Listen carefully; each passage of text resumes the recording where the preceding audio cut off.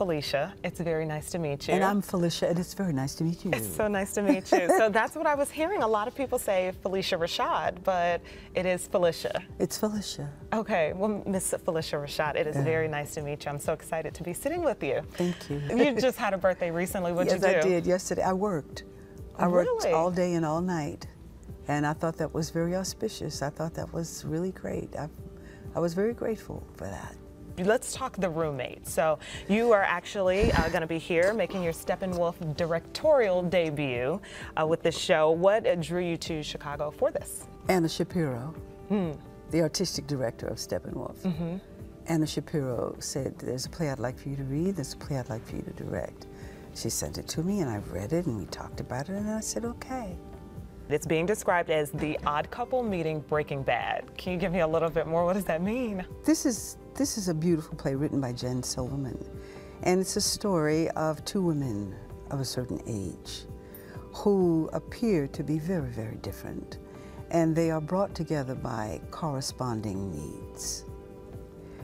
And what ensues and what happens after that is unexpected.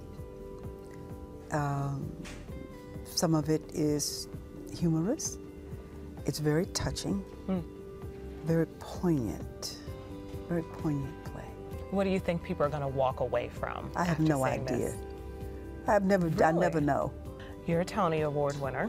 So what perspective do you try to bring to your shows? Human one.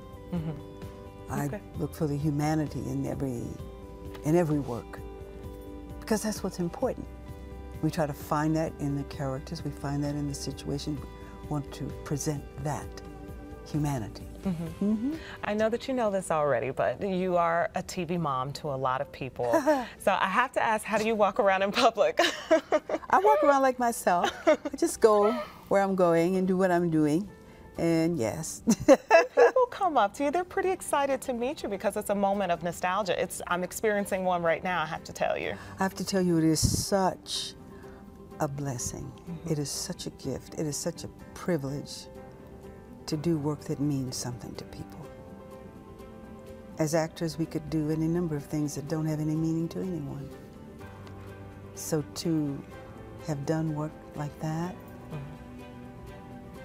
that's a real gift, and I'm grateful for that. Well, me too. I'm grateful for your gift. Thank you. You have set a standard of beauty, a standard of class, a standard of grace. Oh, you're giving me the look. But I mean it. You set a standard there of beauty inside and outside. Do you feel iconic? No. No.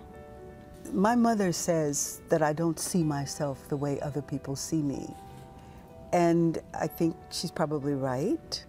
And in some ways that might be a good thing. Well, I have to say I respect you immensely, and I'm happy to be sitting here.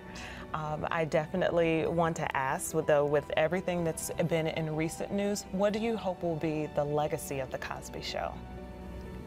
Oh, I hope that it will be remembered the way Nelson Mandela described it to me when I met him. Please share. He thanked me. He thanked me. He said, I watched your show while I was on Robben's Island. He said, I watched it with my guard. It softened him. Oh my gosh. So I hope that the legacy of the Cosby Show will be that it demonstrated very clearly and easily that people are much more alike than we could ever be different. That's amazing. Thank you. You're welcome. Thank you. Thank you for everything that you are. Thank you. Thank you, Phylicia.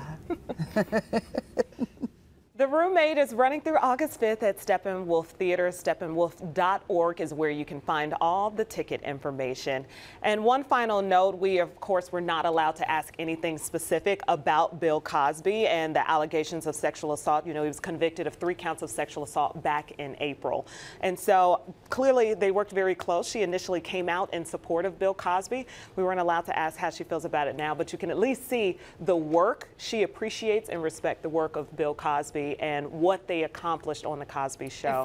You navigated that interview, I girl. know. So I was she was smiling so the amazing. entire time just watching That's you. what she does. She like So looks good. into your soul, and just to be a woman of color sitting with her, because she's the epitome of success and how to age so elegance. gracefully, And right? yes, she's 70 years old. She just turned 70 last week. It was Yeah, awesome. you know, what I thought was so interesting is when you did ask a question, because it's your journalistic obligation to ask that, I'm sure she understood that, and she didn't give you any attitude when she responded, but she had a great answer that spoke to the gravity of the show. I mean, Nelson Mandela is as important of a leader that this world had ever seen during his time in this earth. So for her to say that, you could tell it meant something to her, that this show still holds a place in our world and in our history and in that nostalgia as a positive thing, because that's what it was. Take what you want with Bill Cosby and what he did off the camera, but what he did on that camera along with that cast was created life for people and gave us a confidence that we cannot maneuver through this world with. She's just a beautiful human being. I respect her career. You know, she's been featured recently in Creed with Michael B. Jordan, and she's also been in some episodes of Empire. So mean on Empire. She's still working, and so I respect her career, and just she's an evolved person. Her spirit, her energy was there. It was awesome.